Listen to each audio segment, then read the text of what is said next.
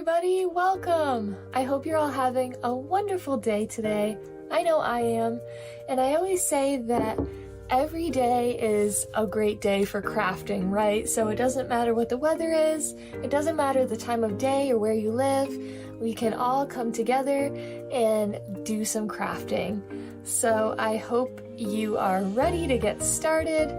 We are going to be needle felting these adorable owls today.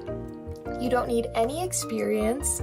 I teach needle felting classes in person, and the owl is one of my most popular, and I have gotten many people from start to finish with this project when they had absolutely no experience. So we're going to go over the supplies that you need, how needle felting works, and then we will go from start to finish with the owl project together. So, I hope you enjoy. My name is Kaylee, otherwise known as the Wandering Woodland Artist, and I can't wait to felt with you all. I'm so grateful you're here, so stay tuned and I hope you enjoy.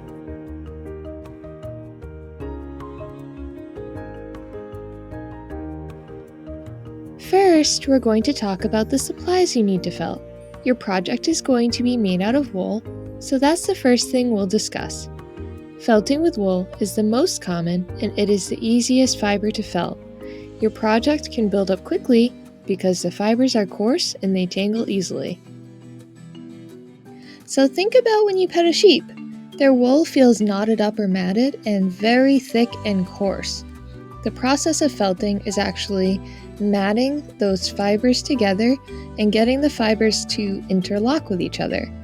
With your felting needle, you're forming shapes and sculpting it by essentially getting the fibers to attach to each other and tangle. Once we get started, you'll see just what I mean. If you're wondering where to buy wool, you can find a local farm in your area and see if they have any available, or you might even find it at a local craft store. You can also find wool on Amazon or Etsy. I know Etsy has some excellent sellers. I would personally recommend Gray Fox Felting, which I can link down below. I don't have any affiliation with them, but I do love the wool that I purchased from their shop. They have beautiful colors, and the wool is just so soft, so I highly recommend them. Now, you can buy batting wool or roving wool for this project. The only difference is the batting wool is not all combed in the same direction, while the roving wool is. Both types of wool are still processed. They are cleaned, and if they're a fun color, that means they've also been dyed.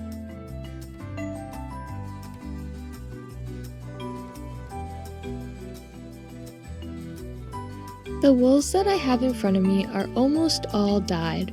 The white color is most likely undyed wool, and the others are dyed natural looking colors. So keep in mind, you don't have to use the exact same colors that I have here. As you can see with these two owl examples, they each have their own unique coloring. You can use whatever colors you have with you. I've even had people in class make fun colored owls, and one woman made a beautiful hot pink owl, so don't feel limited. If you do want yours to look more natural, I recommend using white for the base, picking out 2 to 4 natural brown tones for the coloring, and having some black on hand for the eyes. As you can see on my owl examples, the base color for each is white with other colors blended on top.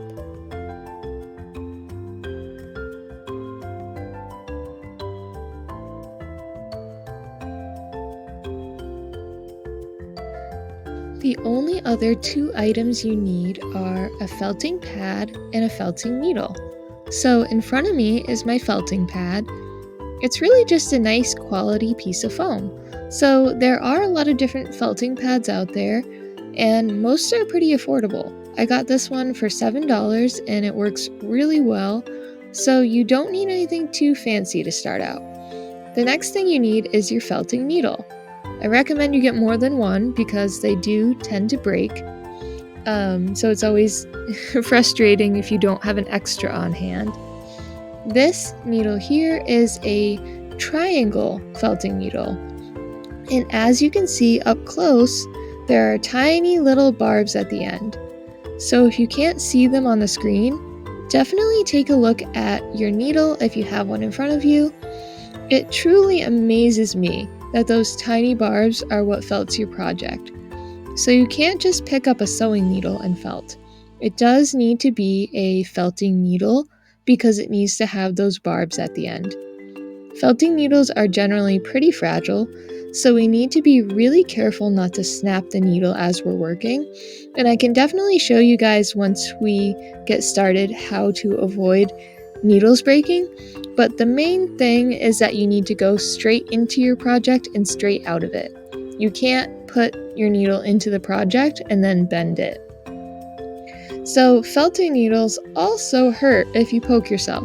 So it's really important to always keep an eye on your hands and the needle anytime you're poking your project. So sometimes you can get on a roll and you're going fast and it's easy to think you can look away, but I just caution you to keep an eye on the needle to avoid any pokes or needle snapping.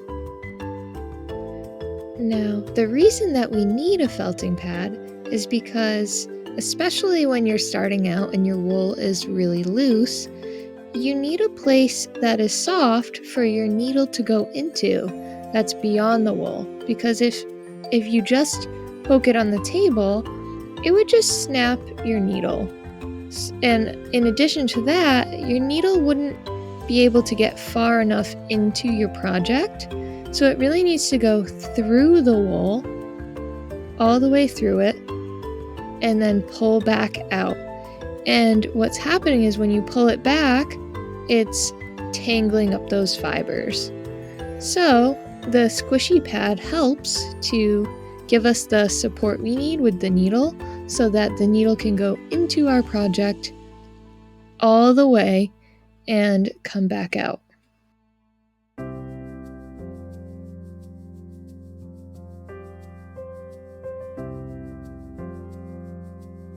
Okay, everyone, we're going to start working on our owls now.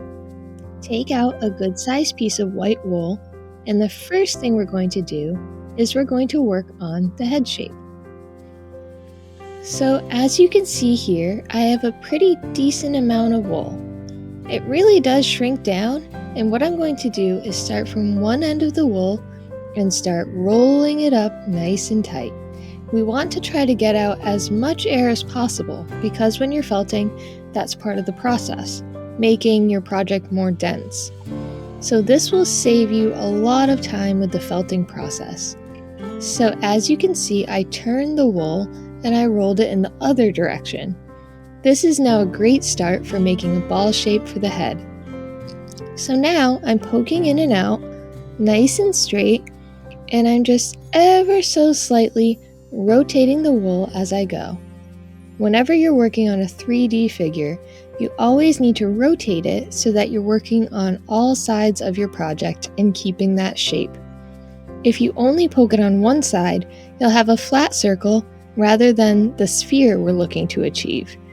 Make sure you work evenly around the entire ball. I personally like to do around 10 to 15 pokes and then slightly turn it to make sure I'm poking each area evenly. The goal is to get all of the loose wool attached, so if you see areas that are more loose than others, make sure to target those spots.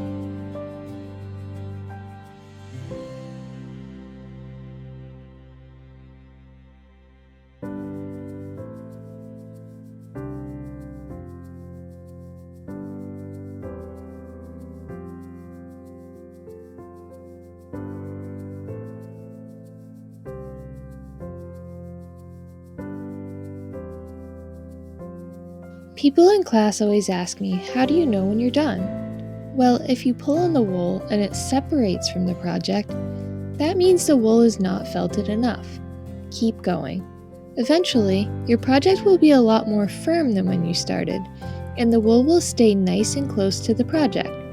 The wool is very loose and fluffy when you start out, and it slowly gets more dense and more solid. Now, if you want your owl to be more fluffy, that's totally fine. It really is a personal preference.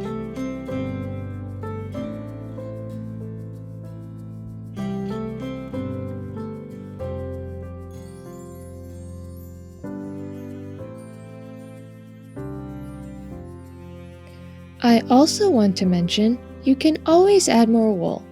If you started out your project with not enough wool and it's smaller than you'd like, you can simply wrap more wool around it and felt it on.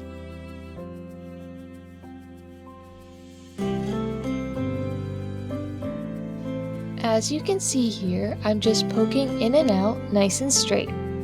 If you need to poke at an angle, you absolutely can. You just need to angle it toward your project before you poke. If the needle is already in the project, it can't be bent.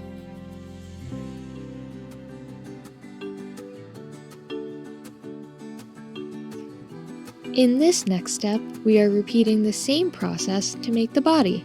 The only difference is that you need more wool to make the body bigger.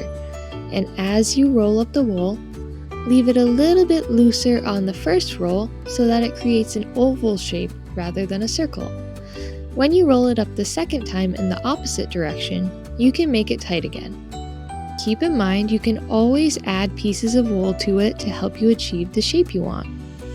As we continue on, I'm going to do less talking now that we have the basics down. As we go along, please feel free to pause or rewind as you work on your project.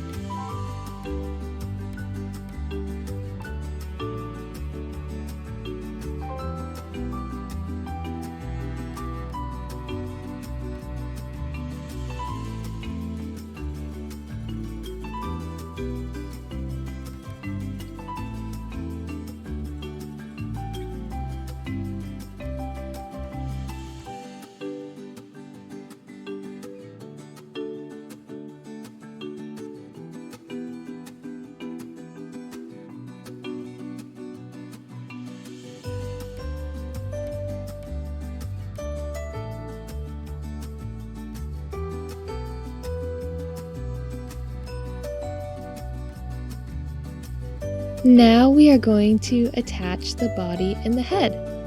Whenever you attach two pieces, you always want the wool to be loose and not felted.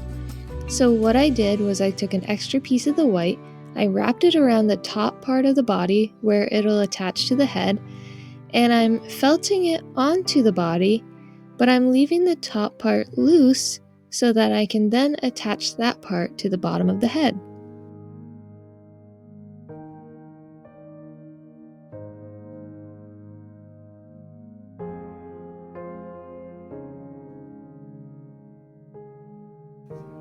What you're going to do next is you're going to attach the head with the loose wool.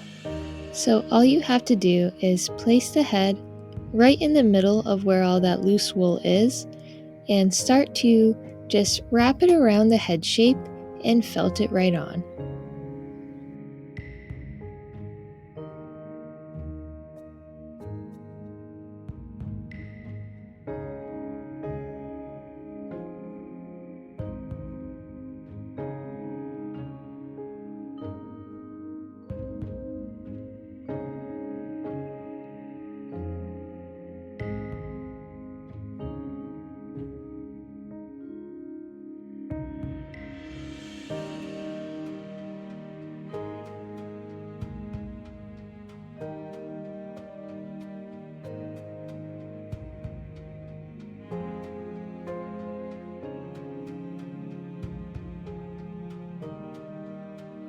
Now that we have the structure of our owl, we're going to start working on the face. The first thing we need to do is make that thin outline around the face. You only need a very small piece of wool to do this. Follow along with what I'm doing on the screen to complete this part.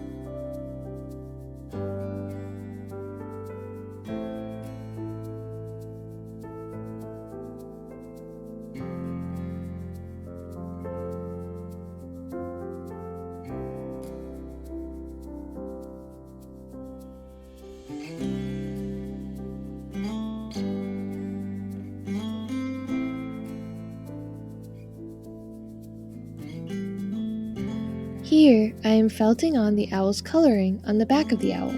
We will get to the front of the owl in a bit. I took a small amount of 3 different colors and mixed them together to help the colors blend nicely.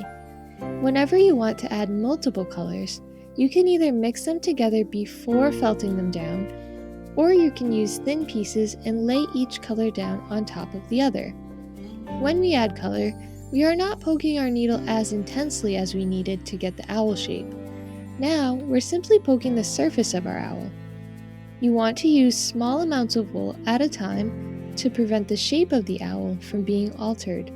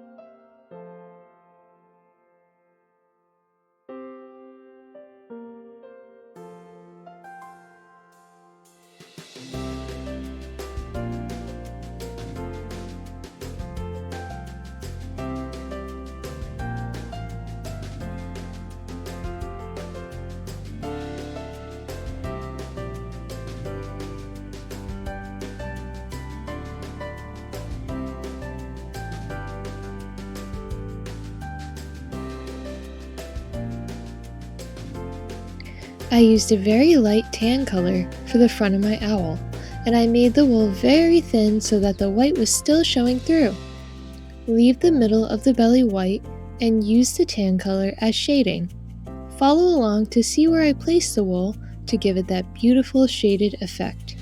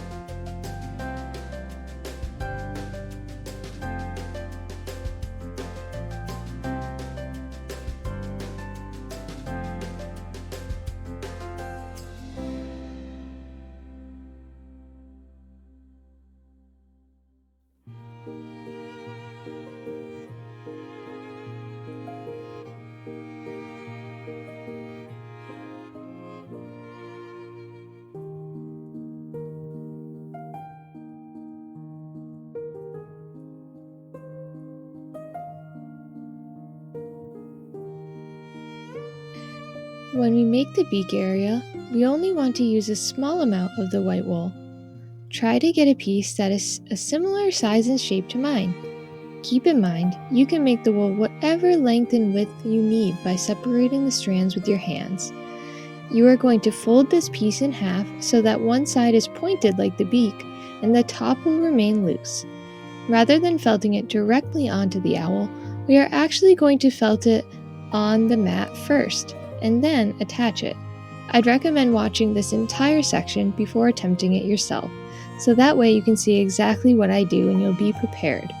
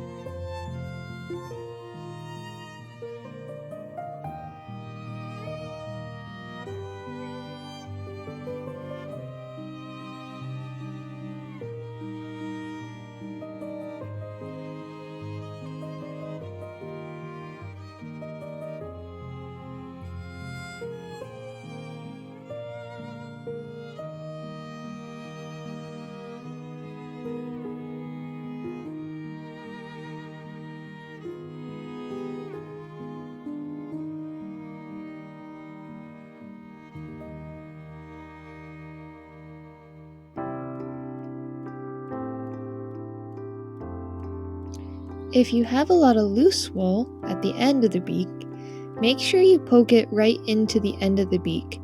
Now, I'm aiming my needle towards the beak rather than towards my mat, so if you do this, just make sure you're very careful with your finger placement. You really don't want to poke yourself. The beak area should be felted, but the top area stays loose because we're going to use that to curl it around the face and felt it onto our owl. As you can see, I'm wrapping the wool so that it is felted directly under the brown line we attached earlier. If you stay within the boundaries of that line, you'll have the perfect face shape. For this part, felt it on very gently, because if you felt it too much, it won't be 3D anymore. We want the beak to be able to stand out from the face, but still be attached fully.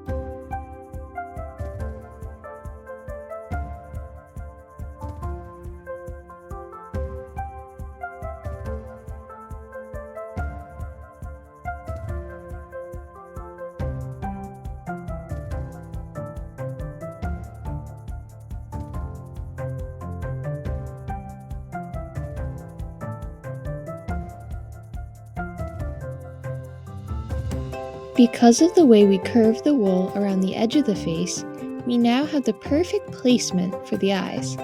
You only want to use a very small amount of wool for the eyes and gently poke it into place on the surface. I like to roll it into the general shape of my hands first and then poke it into place on my owl.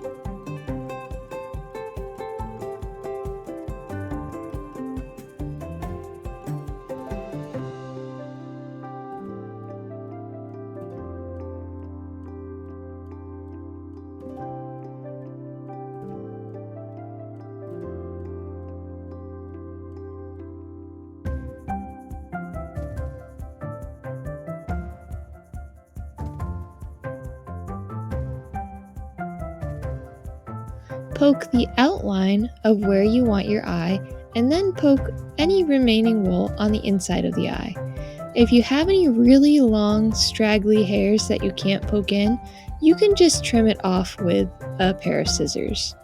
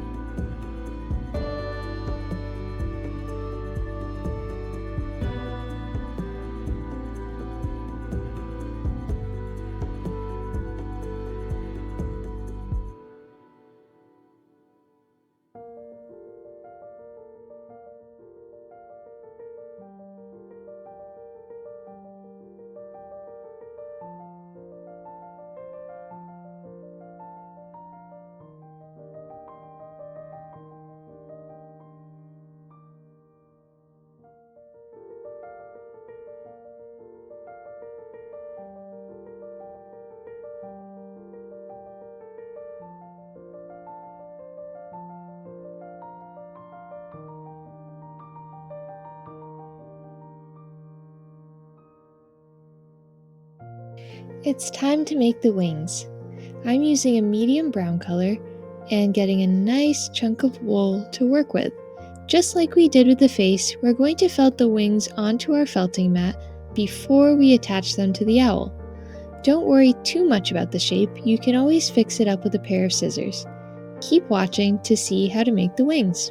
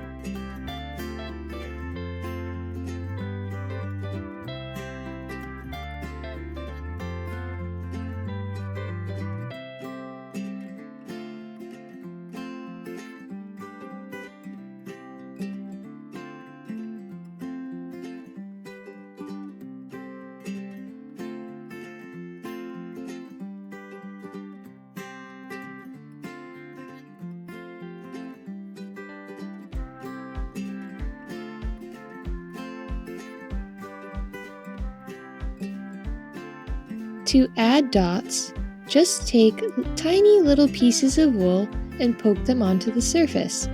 Wherever you poke is where the wool will get pulled to, so if you poke a larger area, the dot will be bigger and more spread out. And if you keep poking in the exact same spot, you'll get a very small dot. It also, of course, will depend on the amount of wool you use. A larger dot will require more wool, while a smaller dot only needs a very small amount.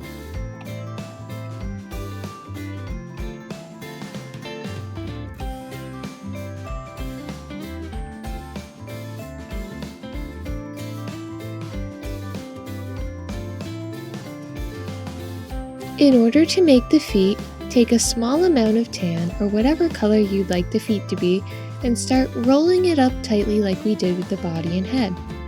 Try to tuck in the edges as you go if it's too wide. Stop rolling right before the end so that you have a small tail of unfelted wool that we can use to attach the feet to the body.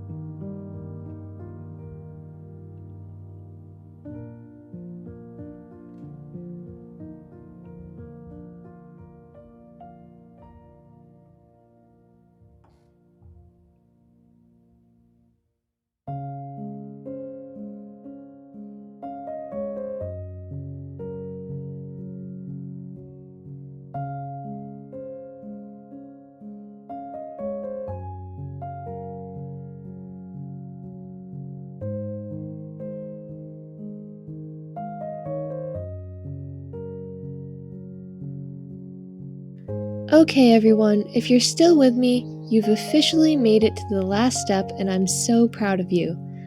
Even though this project can be done by beginners, it does take time and patience. I hope you've been learning a lot through the process.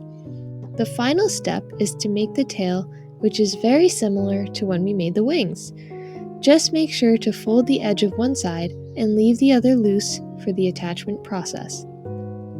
Once you get the shape of your tail, make sure to hold it up to your owl to see if it's the right size. If it's too big, now is the time to trim it with your scissors. After that, layer on the colors like we did with the back of the owl. Then you'll be ready to attach it.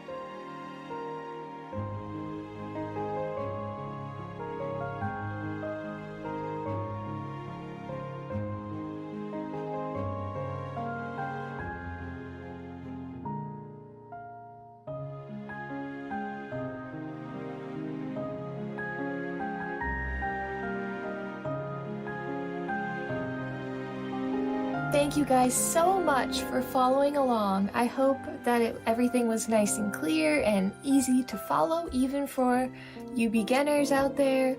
I hope you had success, and I would absolutely love to see your owl. So if you want to send me an email, I have my email in the description below.